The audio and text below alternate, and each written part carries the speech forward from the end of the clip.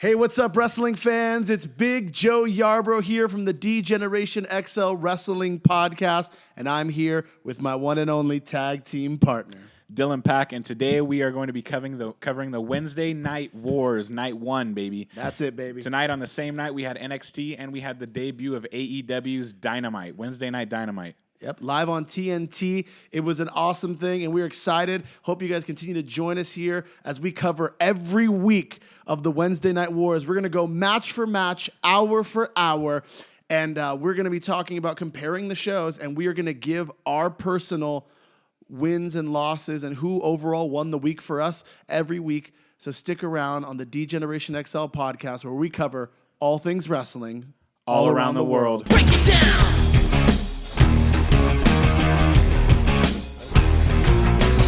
Degenerate into something fool.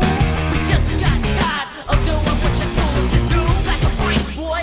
Yeah, that's a break, little man. Break it down. Degeneration.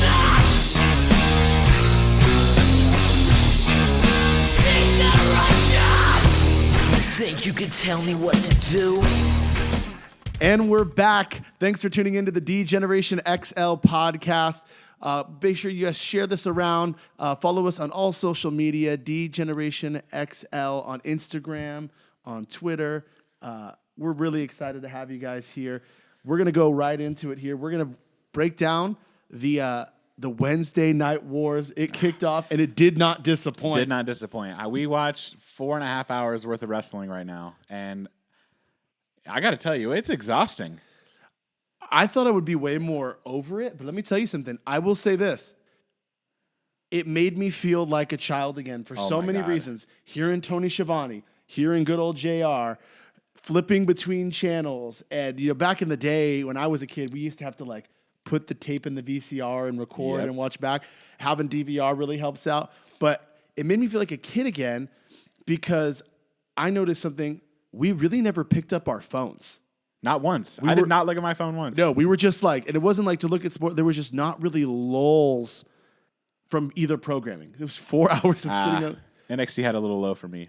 Well, we'll get into that. Yeah. But let's dive right into it. So we actually were a little bit mistaken. We thought that AEW had started early. It was advertised as 8 p.m. Eastern time. And I had called Dylan. I called you up. And I was like, dude, it's starting. It starts at 4. And he was like, damn it, dude, I got to get over there. And it turns out it was actually a 1 hour preview show that was on True TV, which they didn't really advertise because I guess they didn't want confusion on the debut show. They wanted people to tune into TNT. But one of the craziest things is that we read that at least rating-wise, and I reread it to correct ourselves, that the preview show that was not advertised, now mind you, this is filming tonight on Wednesday, the preview show garnered 60% of the viewership that NXT did the week before. That's so insane. The total, which actually I thought was like crazy in itself, but that's including the people who watched it live, the people who DVR'd it as well, and then watching for a whole week leading up to this week. And the preview show that was not advertised garnered 60% of the viewership, and it had no matches on it. That's something to be said about the hype. That's bad. That's not pissant. WWE. No, that is not pissant. That is competition. Sure. So in the first hour, yes, we know now. After tonight, we can for sure say that Vince McMahon has his panties in a bunch. We also saw trending on Twitter the sign in the fourth row: Vince fears ratings. That's right, baby. The old school WCW sign. It's official. But we're gonna dive right into it. In the first hour, we're gonna go match. In the first hour of each one, streaming simultaneously, we start off with AEW. Because that's what we were watching first. And that's what we were here for the debut.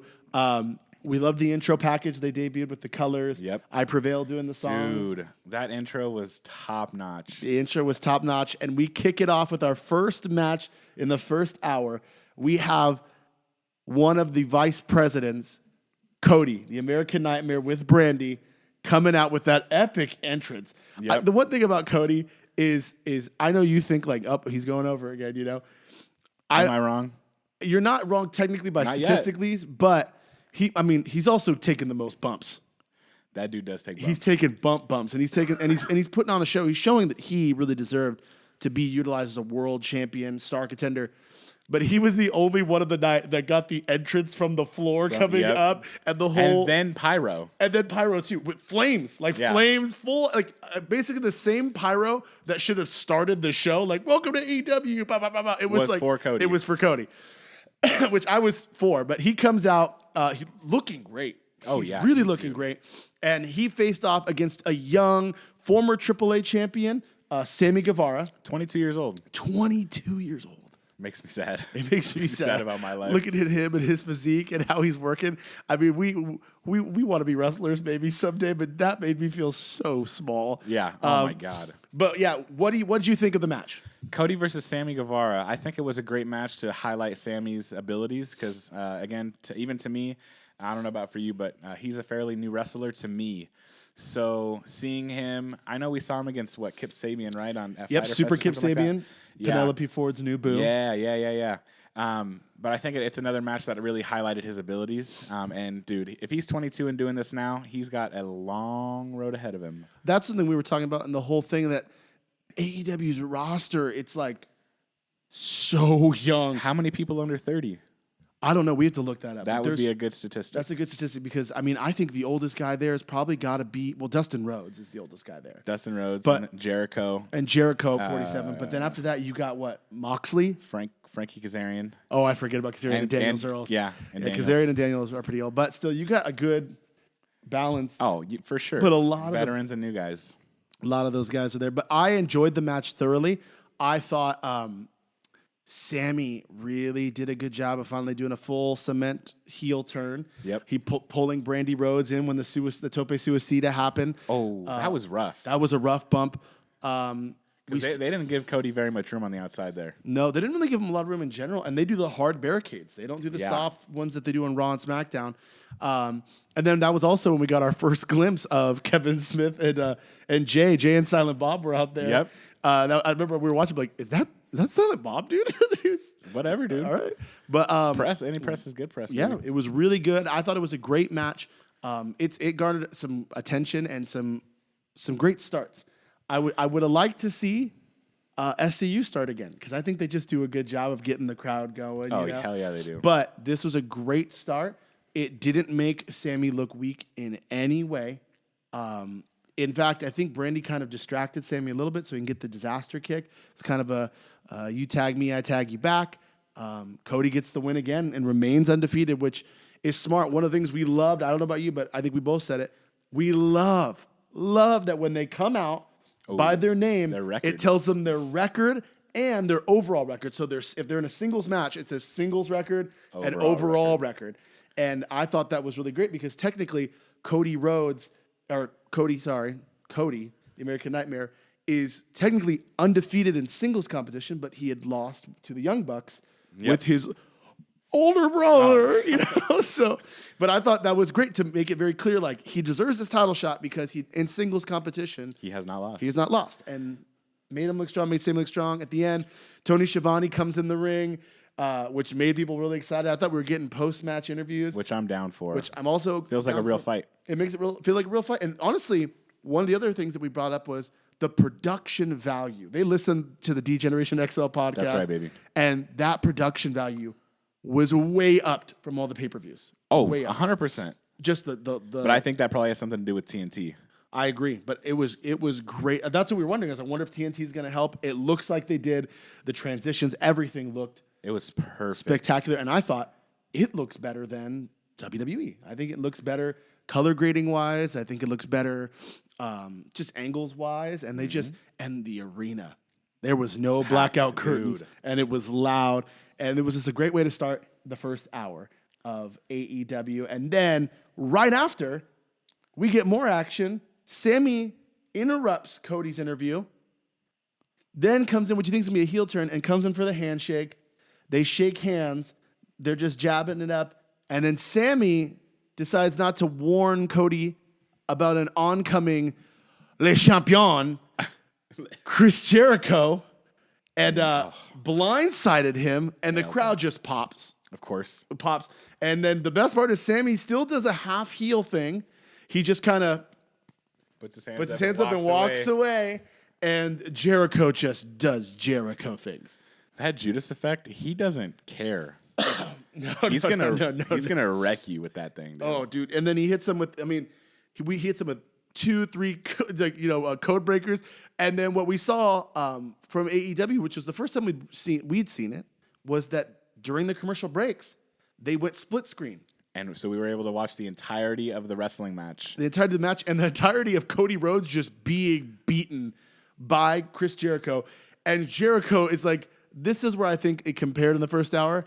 I had no idea what the commercials were because watching Jericho beat Cody and then go to the outside, grab a photographer's camera, take pictures of him, turn around and take selfies with him, and then hit him with everything. And then headshots. Hits him with the belt right in the head. See, that's where we differ because I was focused on that grandma doing a cartwheel over the table. Oh, with the Cheetos commercial? With the Cheetos commercial. And she's like, got it, Dude. That was pretty funny. I couldn't. Every time the commercials came on, I was like, Joseph kept going, oh, that was so sick. And I'm like, dude, I'm watching these stupid commercials. What the heck? But yeah, we saw the belt to the head. Which was tight. He then grabbed a Because that's a safe spot. That is a safe spot, but still, it's a headshot. Yeah. The only time you don't see any headshots of any weapons, even the kendo sticks in WWE, which are gimmicked. They're a little bit lighter, but this is a heavy belt. That's a big belt. Big boy belt. And if you saw, we saw it the second time, Cody even turns his head in and he hits him right in the back where he got his stitches. So it just made it even. I don't know if that calculated. I don't know if that was intentional, but it really goes on to be calculated. Jericho rocking his little bit of the bubbly shirt. Oh my God. I thought that was so great. You know who we didn't get today? Who? Sean Spears. We did not. Which I think he's going to play a factor in the title match, though. Oh, for sure. So But keep that feud going. Yeah, we'll get to those and cover those things. But what a great thing overall. Jericho beating him, and then goes on and just welcomes everyone to AEW with a promo saying, I am Le Champion, Chris Jericho, the AEW champion. And then before he even continues the promo, just getting rains of mixed reactions and boos and just sits there and just goes, what? Just kind of just takes it all in and we go to commercial. I thought it was phenomenal. What a way to start it. It was a great way to start AEW. They really put on a show to start off. I would say, so far, from the first 3 matches or for the first half hour that we're talking about, I think already that AEW has the upper hand. That's great. So we're going to move over. NXT starts. And NXT decides to go all in.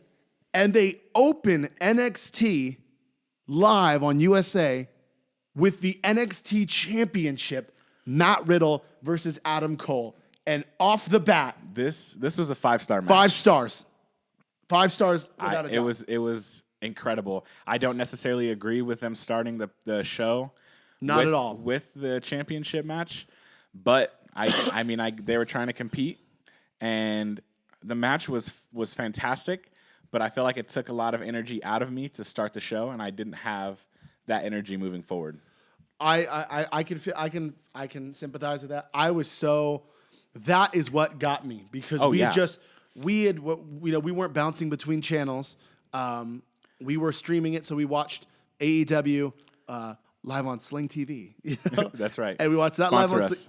we watched it live on Sling TV, and then DVR'd NXT from the cloud DVR on Sling TV. That's right. And we watched the end of AEW, and going from that ending, which we'll get to, and then going, okay, what does NXT have to offer? I was excited. I was excited to watch NXT. So then I watched even after the 2 hours of AEW. Absolutely. So then we watch them thinking, are they going to fail to disappoint? And they open with that and these spots, the Hushigaroshis, the bronies, the bro to sleep, the flying bro, floating bro, the floating bro, all the spots. And we saw a little bit of a gimmick infringement. Matt Riddle hits the Earth armbar, the salt of the earth, the MJF move, and he also hits the bro mission. The bro mission. But there was just spot after spot, so many near falls, and I was on the edge of my seat. I was. There was literally a point where we thought it's going to open with a new champion, new era, new everything. It really had us guessing with just the storytelling. hats off to Matt Riddle and Adam Cole. I mean, that right there, amongst the war, is match of the week. Oh, match of the week Match for of the week. sure. If you have a friend or you were just thinking about dipping your toe into wrestling, skip Monday night. Heck, even skip Friday Night SmackDown coming up, except stay for the main event for Suplex City because that's money. But I don't want to talk about that today. Let's move on. yeah, it was phenomenal. But that's not it. They come in with their own surprise after. Yep. And as Adam Cole, who then becomes the victor, hitting his Shining Wizard finally, which what a brilliant way to kind of hold it off, Yep. and then hit it. He goes to celebrate, and out of nowhere, that gets us popping, Finn Balor's music hits. And I don't know if anyone else saw, but Finn Balor's rocking a little bit of a handpiece, job stopper. I really, really hope that it's not just his hand. That'd be awful. Yeah, I'd be a little upset with him. Yeah, you would definitely get the whole sleeved up, but he has returned, and to much of the surprise, he's not returned with the OC. Nope. He has not returned to Raw. He's not returned to SmackDown. He gets in the ring. The crowd is losing it. They are wondering if it's just a cameo. We're losing it. We're losing it, going, what is he doing there? Adam Cole's in the ring, who's a former Bullet Club alum, standing across the ring from the founder of the Bullet Club. The longest reigning NXT champion. The longest reigning NXT champion, as he's holding that gold. And Finn Balor grabs a microphone and says, as far as I'm concerned, NXT is Balor Club. Yeah. I immediately got goosebumps. Yeah. I was... Insane. Yeah. We started talking about it a little bit.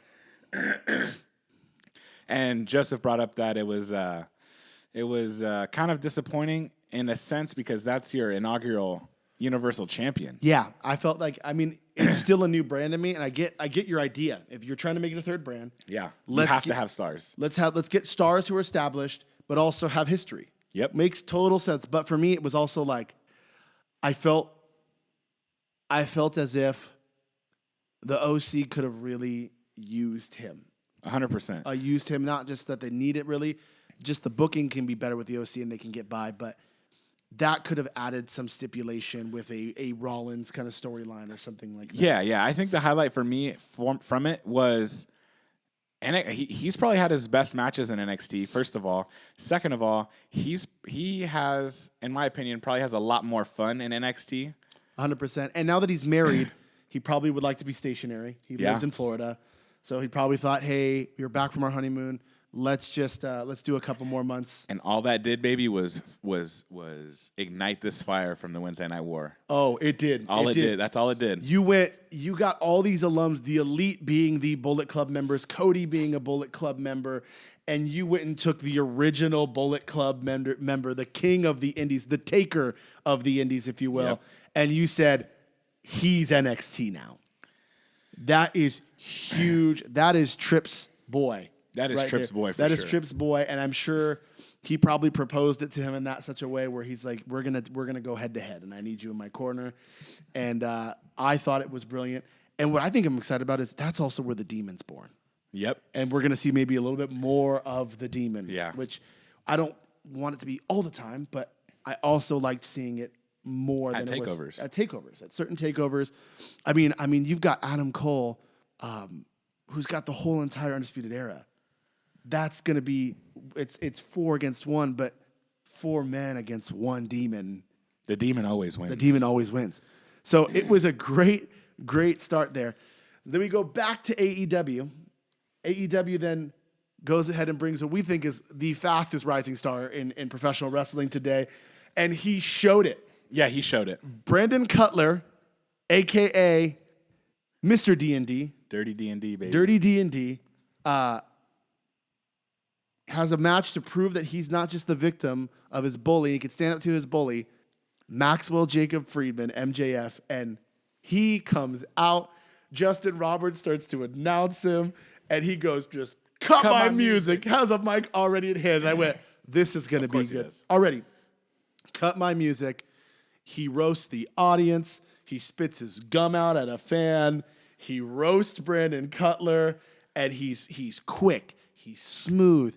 And he ends it perfectly wrapped in a perfect little bow with, I'm going to show Brandon Cutler that I'm better than you and you know it.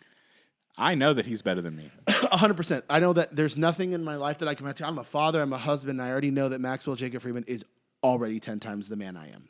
Yeah. He's for the sure. man. And the match itself was good. Yeah. It was okay. good. It was okay. There, I mean, Kind of botchy at some points. that was. I think there's some nerves. MJF, and I don't like this word is not to be negative. MJF is safe. He is really safe. He's like a better talking Miz, maybe. Yes, The Miz 100%. is safe. The Miz is safe. He wrestles in the sense of, I say safe in the sense of you're going to get a consistent performance out of MJF with some great storytelling. Other guys that are safe that have great storytelling, The Miz, Randy Orton Yep, Randy Orton. is also another safe guy. Well, it depends who you ask. You ask other big guys like Big Match John and on those guys, they'll say, yeah, Randy Orton's great. You ask the Singh brothers, and they're going to say, my God. he's not so safe. No, you know? no. No, I agree. Good match, good storytelling. Ending was a little too random for me. Yeah. Just out of nowhere, hits the salt of the earth armbar. And I'm not buying that as a finisher, not even for Matt Riddle. I'm not buying Really? it. Yeah. It Would you want an doesn't look- armbar? It's almost like I don't know. I saw it and I'm like, yeah, that's kind of like a worse version of the disarmer. I think that looks better than the disarmer. I don't know. Because to me, literally their arms just do this. Like, that's all their arm. They're just... You know who does it the best, the Fujiwara armbar, though? Pete Dunne. Because Pete Dunne does it, a lot of things and then great. he starts pulling Their the fingers. back. So I think it's cool that maybe that's if Maxwell Jacob Friedman wants to take a page out of the book, I think it's cool if he starts doing it. If they don't tap, he just starts breaking fingers or starts biting fingers. Yeah, because he's a super heel. So he's super that would heel. work.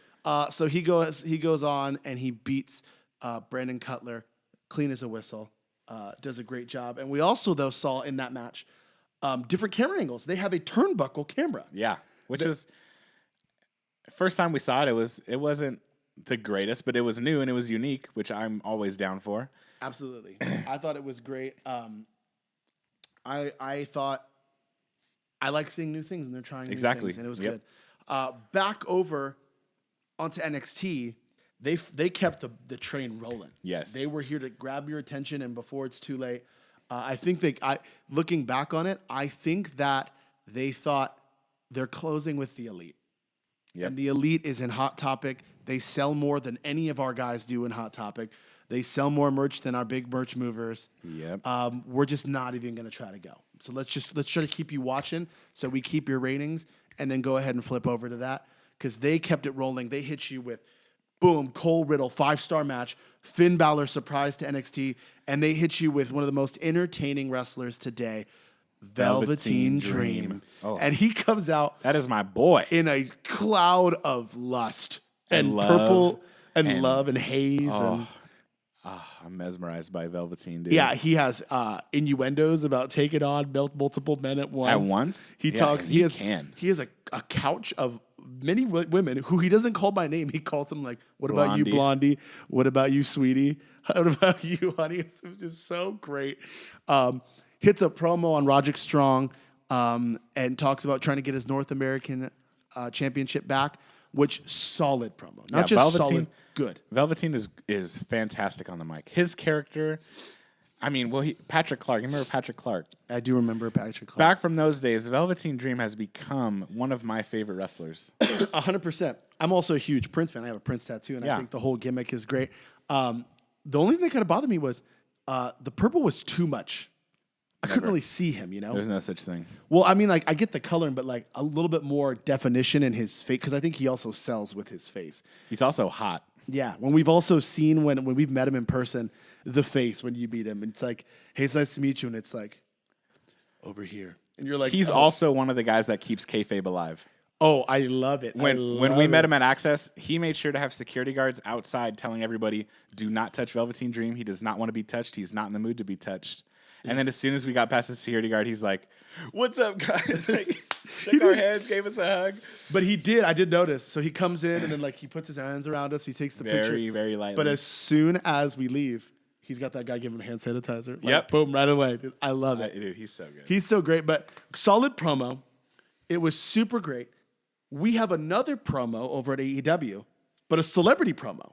We have Jay and Silent Bob. Yep. pitching their movie, Jay and Silent Bob reboot. But October 15th. October 15th. It's coming out. We're going to go see it because not only is it a funny movie, I'm a big fan of Kevin Smith. I just really enjoy his movies, not just the comedy movies, but the classic movies. I think that Clerks 2, Dogma is really good. I'm even a fan of Tusk. I think Tusk is really good as well. But Jay and Silent Bob and Jay and Silent Bob reboot, I'm excited for, not just because of the movie, but they plugged on there. It has a cameo from Le Champion, Yes, Jericho, it does, baby. and they make reference of in the movie he actually plays a bad guy.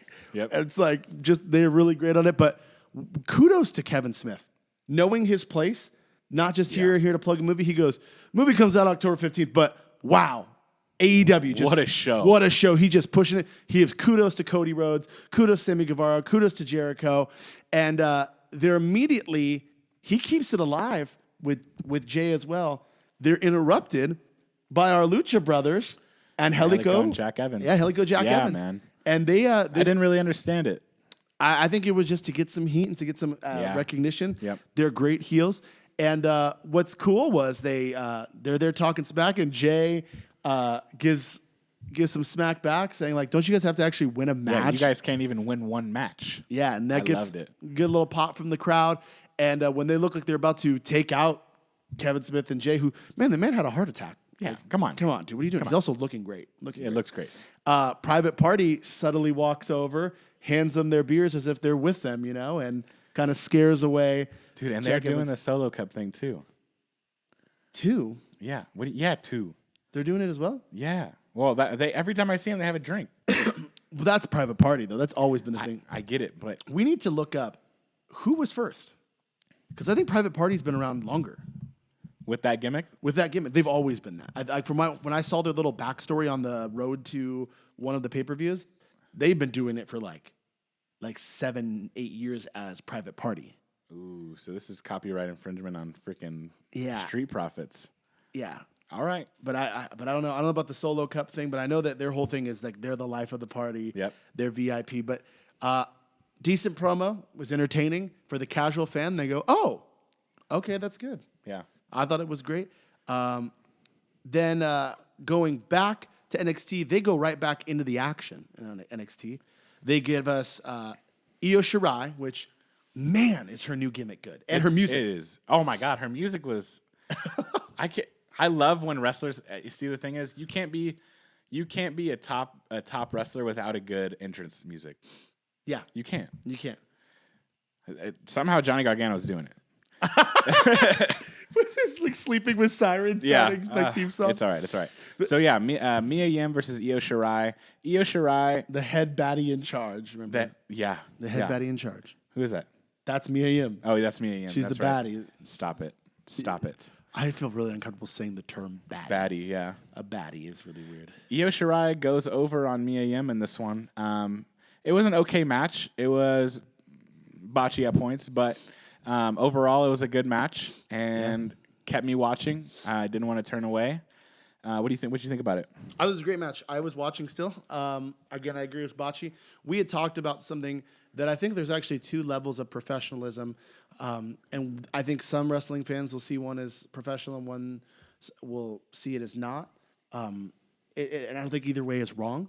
But I think that they're trying to tell a set story in WWE. Yes. And so when spots are missed, rather than continuing on as to improv and saying like, okay, let's just move on, they reset. They always try and reset the spot. And we're not stupid. We catch that stuff. I think the casual wrestling fan maybe not, or even kids, which they're trying to go to more. But there was times even in the MJF thing where, Cutler was trying to go to the top rope. And remember, he looked like he lost his balance. Yep. He sold that it was a knee injury. MJF pulled the referee over, Yep. and referee got in the way. He moved the referee, clocked him with a heavy forearm, and boom, that kept it alive to me. Yeah. And it was like, And they will go back to that spot eventually because wrestlers do have points in the match that they have to get to. yep, But they're not just resetting right away. no, Which is something I see in WWE a lot. It's just an automatic reset because they don't know how to play on each other and get back to that spot at a later time. So in the match, I saw some of that.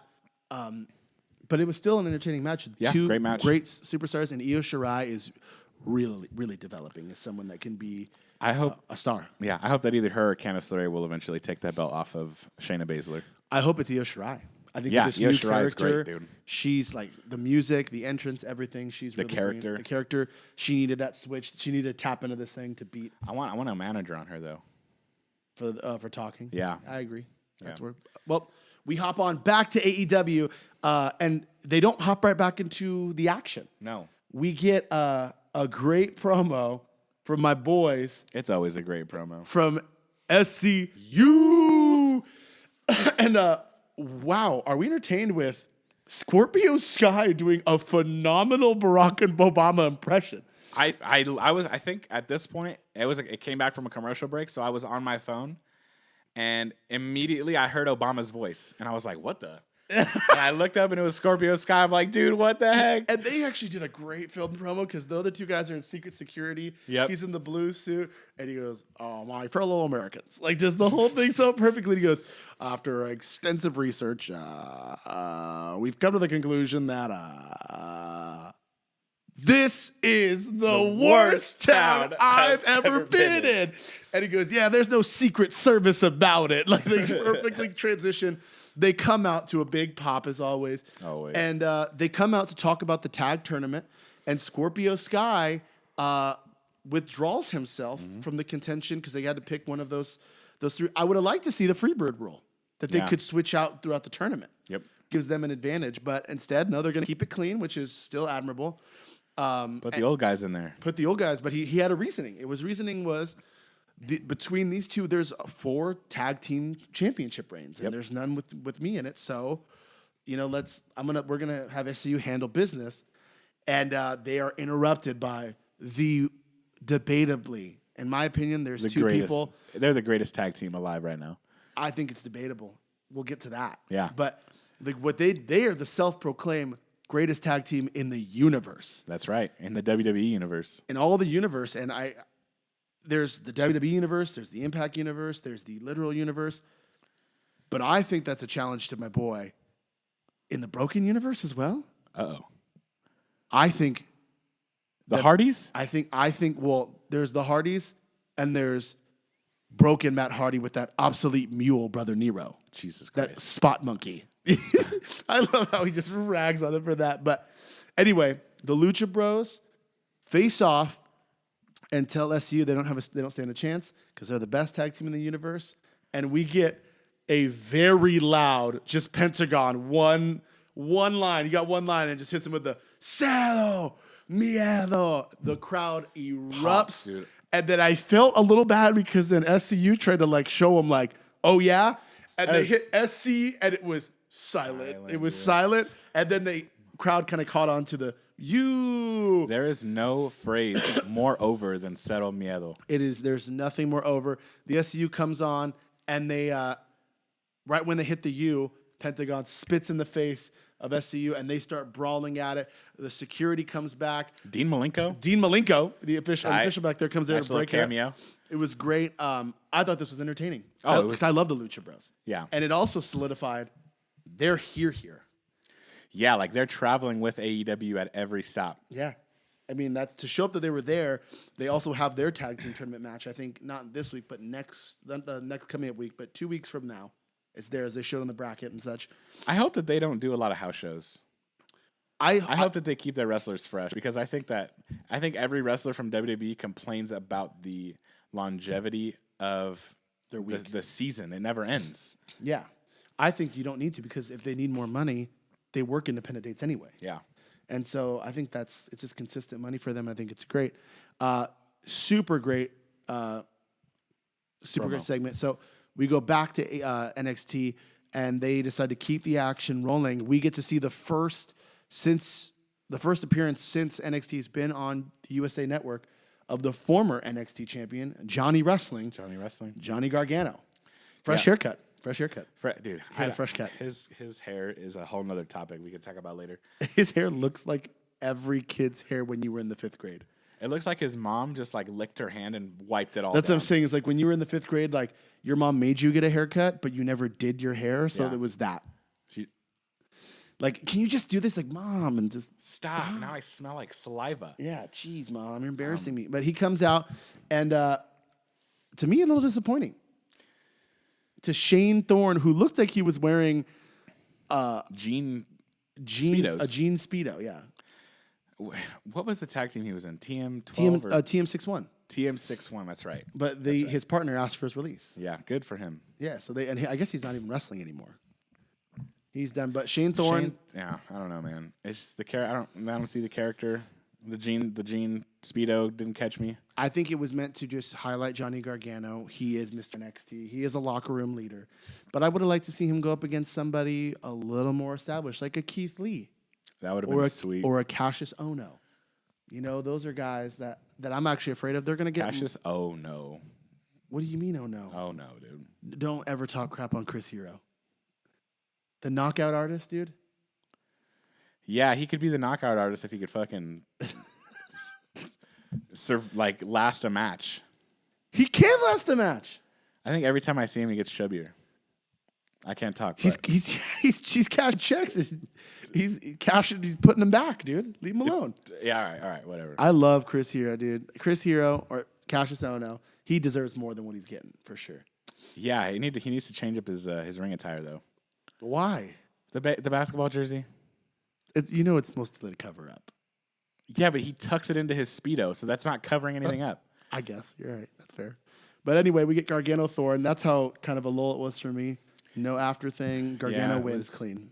Gargano wins just to keep him strong, and that's it. On to the next one. Yeah, that was literally just we could start to see the pattern of the roller coaster coming down. They hit us out the gate with a heavy match, and after that match, it kind of Balor, Velveteen. Then it started to decline a little bit.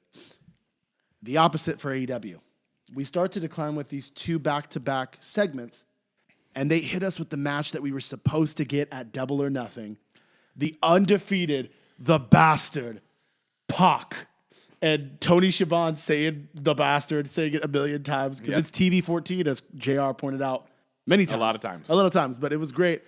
The bastard Pac going up against a defeated Hangman Page, who just lost his AEW World Championship opportunity against Le Champion. Jesus Christ. Chris Jericho. And JR also alluded to him as the man that gravity forgot.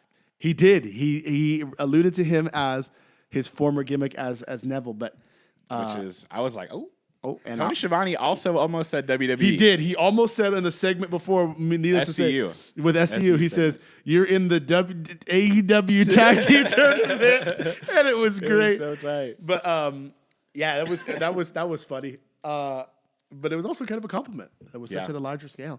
But What a match! What a match! Wow, Adam Page and Pac. Pac looks intimidating. Yeah. And he's small. He's got, like... Mind you, he's not 205 anymore. He's 206. And I think they did that on purpose. I think they did. Because I think he probably is 205. Like, exactly. Yeah, exactly.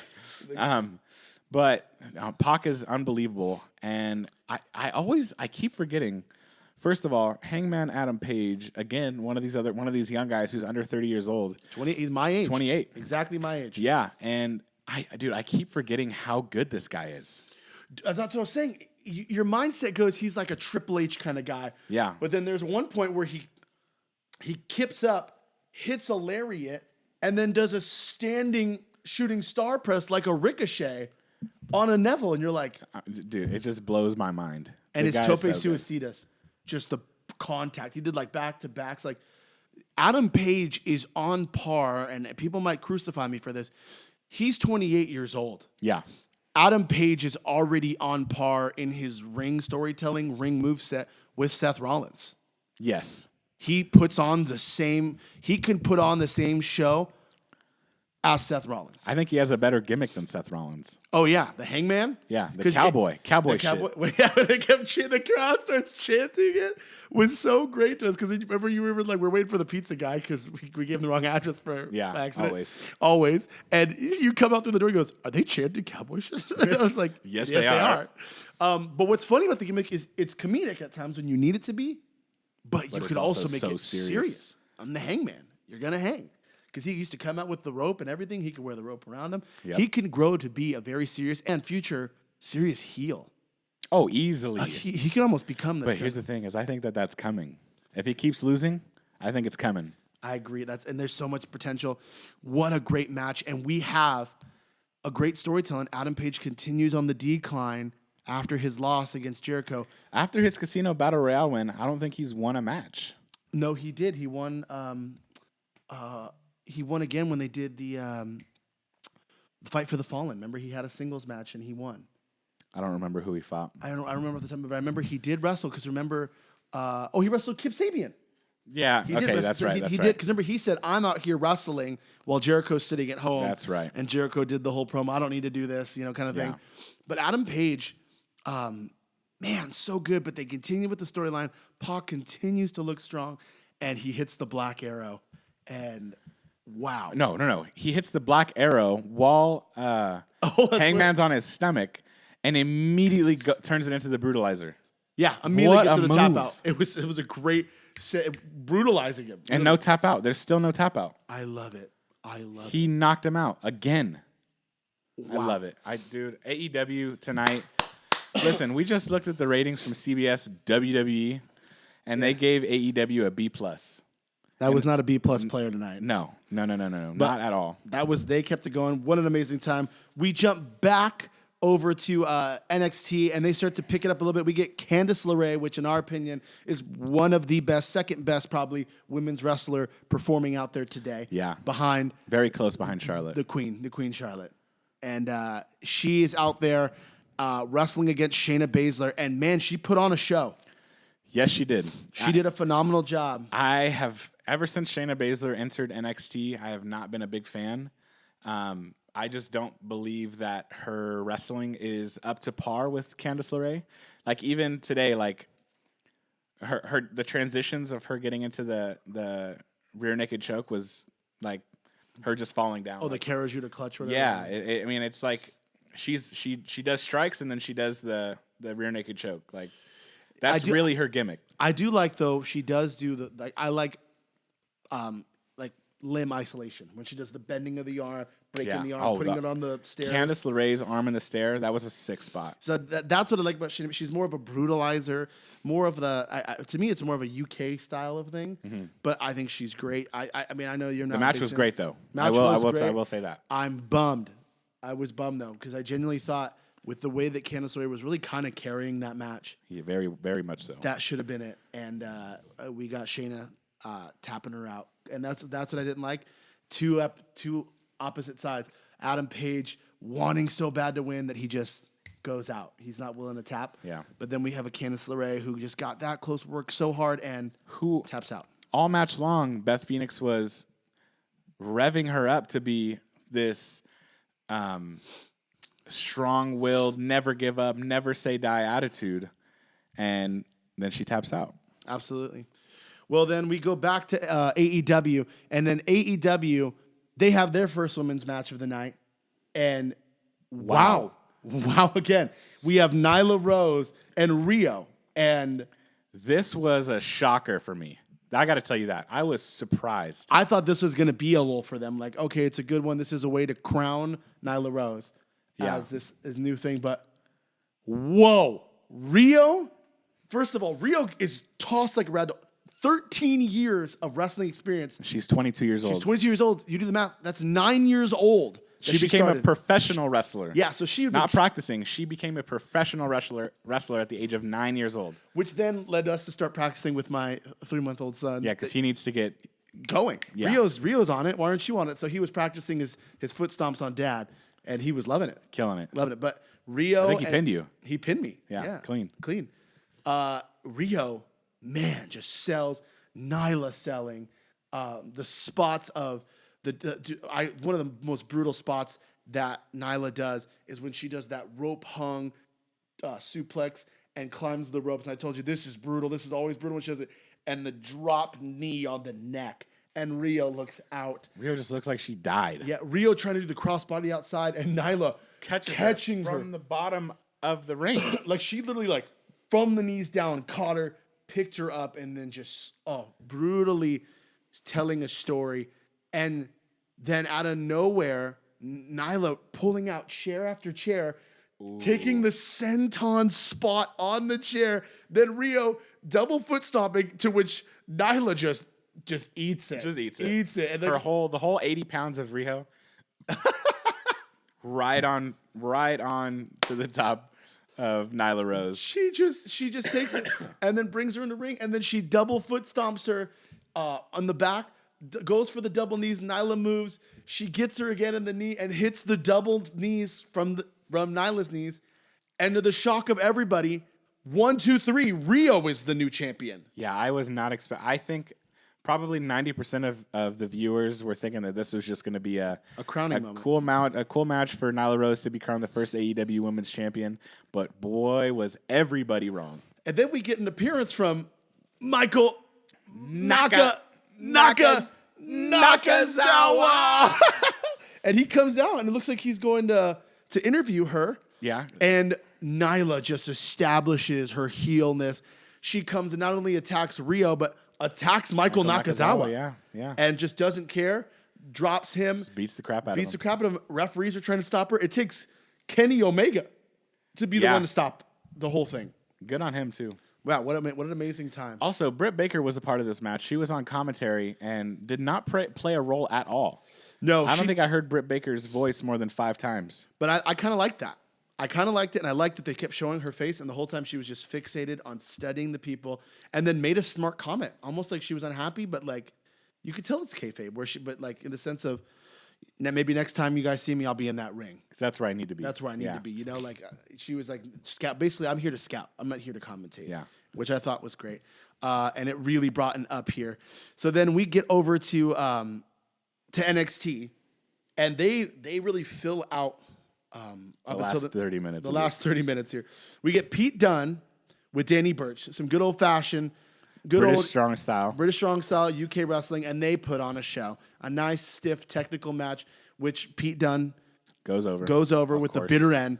But the real shocker is, as he celebrates, and I'm super mad at you because I had to go to the bathroom and take care of my son, I said, hey, man, let me know if anything happens. And I go, did anything happen? And you looked at me with a smile and said, Nah. no. So then before we started this, I said, let's go look over these matches. And went, wait, what happened? You went, oh, yeah, that was tight. I forgot. I forgot. That was tight. Damian Priest, formerly known as Punishment Martinez, lights out, attacks Pete Dunne. Yeah. Takes my boy King Cuerno's gimmick, too. He does. He goes, and that was a really cool one. He comes out, takes the King Cuerno arrow, which our boys in NXT, so Yeah, I don't know how that's going to work. But it was very sweet. He points the arrow at the Titantron, lets it go, and in flames lights up his name, Damian Priest. It was perfect. What a great way to debut a character and to start a really great solid feud. These two guys they're going to put on a hell of a match. That's going to be a great match or whatever they're going to be at a takeover, whatever. And then right after that, we get the Undisputed Era versus the Street Profits. Yep. Montez Ford was, again, carrying. I think the biggest interesting part of the match that we watched was Angelo got the hot tag. Which was awful. You even said it. You said, is Angelo getting the hot tag? And all of a sudden he got it, and you went, he got the hot tag. He got the hot tag.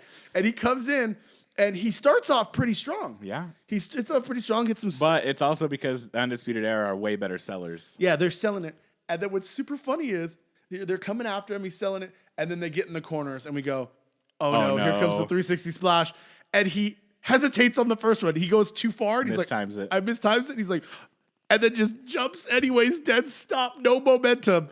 Hits Bobby Fish, and good on you, Bobby Fish, good on you. Sells it as if like, I got hit by a freight train, you know?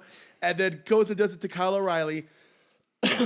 Street Profits does a great job. Then it got a little underwhelming. They sell the knee injury for Angelo. He gets caught in the corner. Referee's distracted. Dragon screw from Bobby Fish. I'll tell you this. I know that they don't believe in Angelo Dawkins because Montez Ford was in this match by himself for a good 15 minutes. Yeah, absolutely.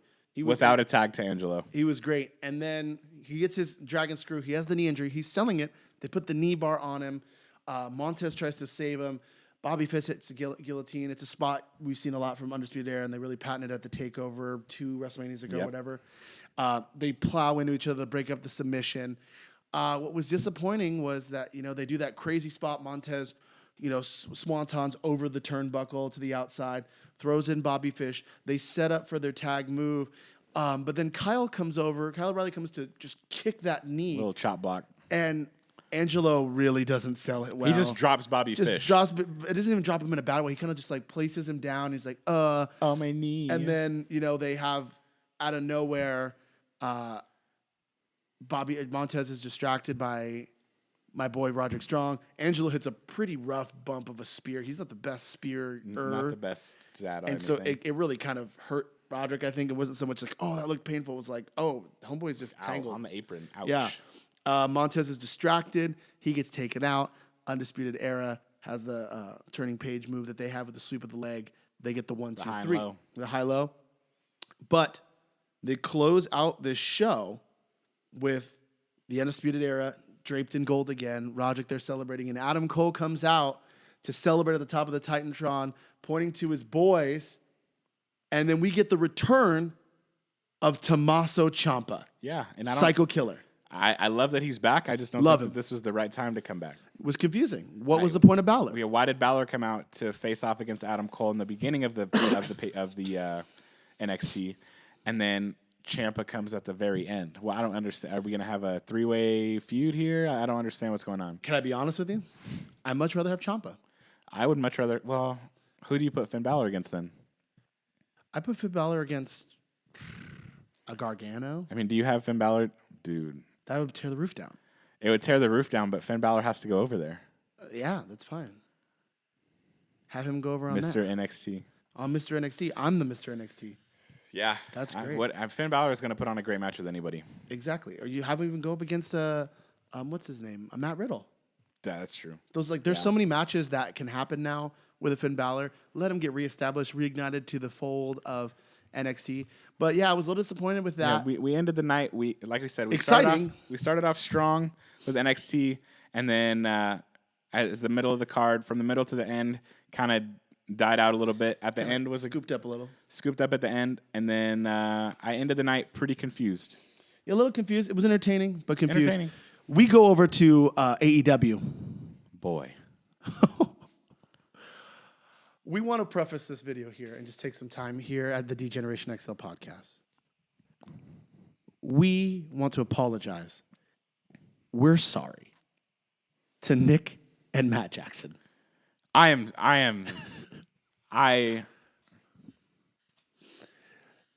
was a point where we just started to think they're just spot monkeys. You know? That's and when they were on the indies, and I kept seeing clips of them. It was spot after spot. I'm like, dude, I'm so tired of seeing the Meltzer driver. Yeah, like, stop it. The super kick party where you're like, it's funny for a bit, then it's like, then it's gimmicky, then it's like funny again, then it's not. I was over them. I was so over. It was, the Young Bucks. I thought they needed the Lucha Bros more than the Lucha Bros needed them. Boy, were we wrong? First of all, they came out as the Elite with the song the Elite, the Elite, and decked out in their Razor gaming PC attire. Yep. Young Buck money hitting, and I don't know if you saw any of the pictures. The money has them on it. Has their face on it, yeah. It's beautiful. It's them with the sideways flex. They come out, great entrance, and we get Jericho coming out with what was formerly known as LAX and Impact. Yeah. And they don't have a new name yet. Santana and Ortiz, which they're just going by. And great storytelling on how they got picked. They show that after they attacked the Young Bucks on the preview show, that they came to Jericho while he's sitting there with a little bit of the bubbly. And he's sitting there with his belt. And they go, hey, man, we just want to say congratulations. That was really great. And he goes, yeah, it was great, wasn't it? Just super Jericho. Heel. And he goes, hey, by the way, thank you. That was a good backstage. What a great backstage segment. Jericho just goes, yeah. Just smiles. Gets them to be a part of it. And they really don't disappoint. Oh, no. It was such a great match. And what's so good is we're in it 10 minutes. They're doing some great spots. Young Bucks go for some tope suicidas out to LAX. Jericho's taken on the outside. The crowd starts to give us the Terminator for Kenny Omega to do some crazy high fly, the pop, pop, pop, pop, pop. Yep. And he just starts revving up, puts both feet or hands to the ground, takes a knee. The crowd pops, but And we're not seeing anything. We're not seeing anything, but not to the pop of Kenny Omega hitting the ground to hit that spot. Pops to the fact that Jon Moxley returns. Yes, he did. From behind Jericho, hits him with a MFer, gun, like finger gun to the head. TV 14. TV 14, as JR says. And he turns around and just starts wailing on him. And what I loved about it, a lot of people said that they hated this. At the they described this at the referee's discretion. He didn't get DQ'd. Here's the thing: is I think that it should be up to the other team. Yeah, You know what I mean? absolutely. The other team's like, "Hey, call it. That's not fair." Yeah. that's Then fine. you call it. So Jericho's out. Omega and Jon Moxley pour into the audience. The camera's following them. Spots are happening in the ring. Fans are looking up at the Jet Titan trying to follow them. Fans are looking in the ring to see what they're doing. They're taking it out in there.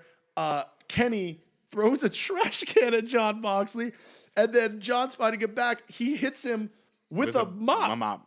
After Kenny mops the floor. As the Kenny cleaner. Kenny the cleaner mops the floor, then breaks the mop on his back. They end up in the VIP area, which, one, there's a VIP area. Two, JR didn't know there was a VIP area. Yeah, Three, poor JR. Why wasn't he invited? He said he was so hurt. He was like, there's a VIP area. What am I doing here? 4, how are you live at the event and you're watching the wrestling event? For all of you that were there, what are you doing? The main event of AEW's debuts on, and you're in the VIP area with the boys? You got too much money, baby. No. I don't got money like that. No. You got like that. They go into the VIP area. They've got leather couches. They've got the glass table. They've got the rug out. Jon Moxley proceeds to violently bash Kenny's head into the technical door. And decides to end it with not so much a paradigm shift, but a Death Rider through the glass table. That was Straight on his head. straight onto Kenny's head. That was a dangerous spot. A very dangerous spot for two of your top stars. Glass in John's back. And one of the best parts to cement it is the spot is already mind-blowing. You and I are shocked. And just John showing that he is one of the top guys that WWE lost. Yep. Sits up and says, say something. Say something. Wow. What? The dude is a star, man. It just shows me. I got to be honest. When he was in WWE, I was not a Gene Zambrose fan. No. But ever since he moved over to AEW, I realized what the heck WWE is losing. He has a mind for wrestling and Yes, he storytelling. does. He has Yes, a he mind does. for it. And he has more. He's not in this. It's a big bird, small cage. Yes. And he had this idea of the death matches. He's put on a death match with Joey Janela. What he's done in Japan is great. He's still funny. He's still that kind of kooky kind of guy, but he's also so serious. Yes. And I love it. I love that when I don't know if you caught it too, every time he comes out, he always messes with the camera. Yep. Before he threw Kenny Omega over the barricade, he went and like bumped the camera, adjusted the camera, and then went over and I went, I love him, dude. Back in the ring, it's a 2-on-3. It's Ortiz and Santana And Jericho against the Young Bucks, and they're getting the work onto them. And Nick Jackson is getting the work put on him, if that's correct. Right? Matt Jackson. Matt Jackson's getting the work put on him. Yeah. And the hot tag Goes to Nick. is a lot different than the hot tag to Angelo. Oh my God. Hot tag comes to Nick, and oh my goodness, Boy. does he put on part of me was like, Nick could be a single star on his own. Easy. But both of them could. Yeah. Both of them could. Homeboy comes out the gates, flying forearms, ducking between things, hits a running like CM Punk knee in the corner, goes to hit a bulldog, hits an inside-out clothesline on Ortiz. As this is happening, I'm just going, Nick, I'm so sorry. Yeah, Nick, I'm so sorry. Nick, I'm so sorry. He's like, I I'm badmouthed so- you. I had to put this on. I was like, I feel so unworthy, dude. These boys they're just some good old Christian boys doing their Yeah, thing. dude. And first off, right when he comes in, he even shoves Jericho so hard and just starts putting the work in. Then they throw him in the corner. He flips over the corner, hits a fat forearm, freaking kicks the heck out of Jericho's face, like does the craziest like cartwheel over the turnbuckle, super kicks Ortiz, Yeah. jumps in again, running knees, like a brutal knee to Santana. And we're like, he's just going nuts. And then they're on the outside. He runs over and just moonsaults onto somebody. And I'm like, Dude. Nick Jackson, you're phenomenal. You are phenomenal. Then, after all that, rolls in the ring and then makes a tag to Matt. They get the Meltzer driver set up. This is game over, ball game.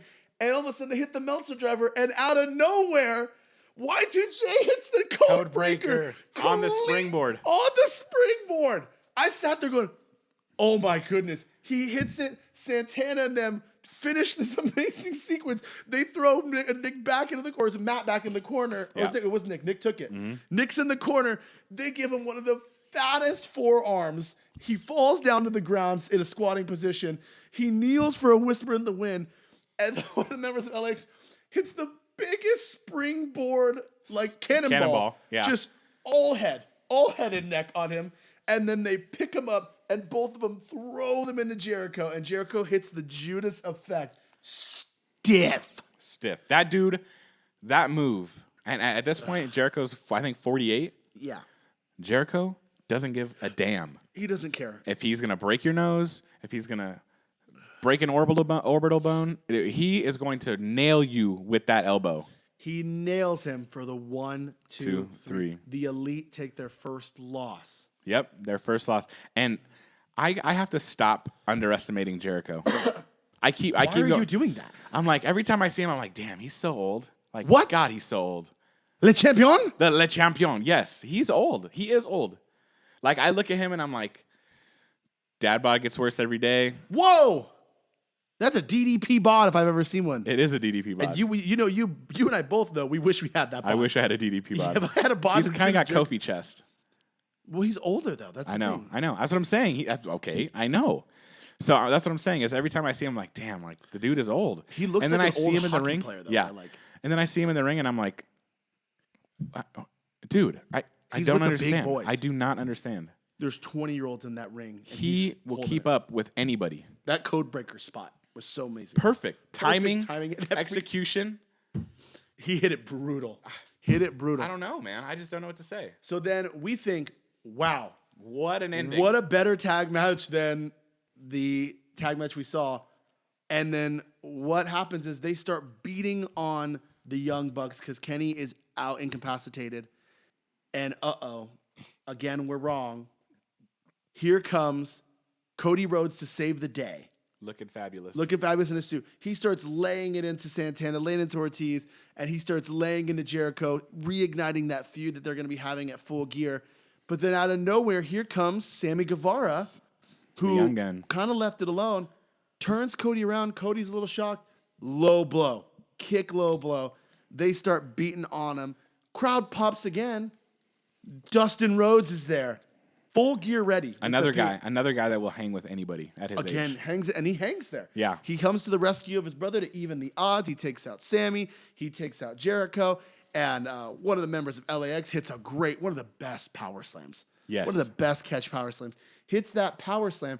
And as soon as he hits it, he is taken out by a debuting, formerly known as Jack Swagger, We the People, Jake Hager, undefeated Bellator fighter. Yeah, they made sure to tell us that. Made sure to tell us, and he goes by his full name, Jake Hager, comes in looking big. That dude is ripped. He's looking ripped. He's looking taller almost. He's looking bigger in his polo and everything. And he runs in there, decks Dustin, and then he starts beating down. And he hits that He's cleaning house. He's cleaning house. That clothesline he hit on Cody first. In the corner. Just about decapitates him. Then rolls right over to one of the Young Bucks. Almost decapitates them. He hits that swagger slam on Dustin. Yep. So high. Yep. So high. And then after hitting that clothesline on one of the Young Bucks, sees that Cody's on the floor and seamlessly runs into a swagger bomb. Boom. Hits Not it on- missed a beat. Didn't miss a beat. Stands up, and all he does is fix his hair, fixes his polo, and just stands there and then just yells. As everybody's chanting, "We the people." Yeah, and just takes it all in. Then LAX brings in this stiff table. Oh. And he gut-wrench power bombs. Of all the people, the oldest guy, Dustin Rhodes, takes a bump. The older brother. Takes his bump on the table, and it gives little to no give. Little to no give. And just drops him and they break the table and he's just beaten and they drag all the bodies of all of the VPs, the elite in the center and Stan possibly foreshadowing this NWO-like heel faction. If this is a new faction brewing, Lord have mercy. I am so down for this. I am more than that's unstoppable. Yeah. You have Santana and Ortiz who hold it down. Sammy Guevara's this is like Evolution if they had a tag team. Yeah. You have Jack Swagger who's your Batista, that mixed martial arts just monster. You have Sammy's who, Randy? Sammy's that Randy, and then you've got Jericho who's almost Flair and Triple H in one. Yeah. Because he still could swing with the best of them like Trips. No offense, sorry Trips. Jericho, you can't hold a candle in him in the ring right now. No, or on the mic. Oh. And Trips is a mic guy. Trips can hold on the mic with him, but I still think Jericho's more a entertaining. little better. Because Jericho could fit anywhere. Funny, serious, face, heel. If there's one thing that Trips is good at, it's talking. It's talking for sure. He's good at talking, but I'm telling you though, in the ring, Jericho can sell. Like Jericho can make a star anyone. Jericho is that Undertaker gimmick where I'll make you famous. Step in the ring with me, I'm gonna make you famous. Yep. You put him in the ring with the Cody, you're gonna put him in the ring with an Adam Page. You put him in the ring with a Pac. You put him in the ring with a Kip Sabian, a Joey Janela's, Darby Allin. He's gonna make him famous. Yeah, immediately. Overall, that was a crazy ending. It left us on a huge high. So with that being said, who wins? Who wins the week? First week out of the gate. I think it's AEW wins. AEW wins. AEW Clean. wins. Clean. I think the buzz was there. I would say it best. AEW tonight, their competition was not NXT. No. Their competition was the 9 months of hype. And they delivered. I think there was some where I thought it'd be just as much as the Double or Nothing, but it's also a weekly television show. But they showed me something that I thought they could pull this off every week. Easily can pull this off every week. And I'm entertained. And as Cody said before, only 40% of the roster is revealed. Which is absolutely insane. And after NXT, we stopped watching NXT. We decided to go on Twitter and look. And who did we see? Wearing an I'm with AEW shirt, Austin Aries. The greatest man to ever live. What a pickup, dude. If it's a pickup, because he also could be trolling. He's not trolling. That's a shirt. That's a brand new shirt. So I read the tweet, and the tweet says like this one will do today. Which also I said that's some heat. Ironically, the tweet is him at a fireplace with flames in the background. Yeah. But he takes his seat and wear the I'm with AEW. If I'm not mistaken, right now he's working Major League Wrestling. Yeah, I'm watching. But if they have signed Austin Aries, wow. Because you can reignite that Pac feud. Oh my God! Yeah. I didn't even think about that. The greatest man with the banana. Always hold my banana. Yeah, dude. Oh, dude, what a feud. Also, his package, remember? That's his title package? Yeah. My package is everywhere. Everyone's seen it. It's so huge. But what a feud. He's heat. He's nuclear, but he's also great. Perfect. Yeah, he would be a perfect fit. Yeah, absolutely. If that's true, there's so much talent to be said and done, and we still haven't seen Jungle Boy and Luchasaurus with the Dark Order, best friends. The dark matches that we heard where Darby Allin took on CIMA to start the AEW thing, and Darby Allin won with a coffin drop, which we've never seen him land yet at AEW.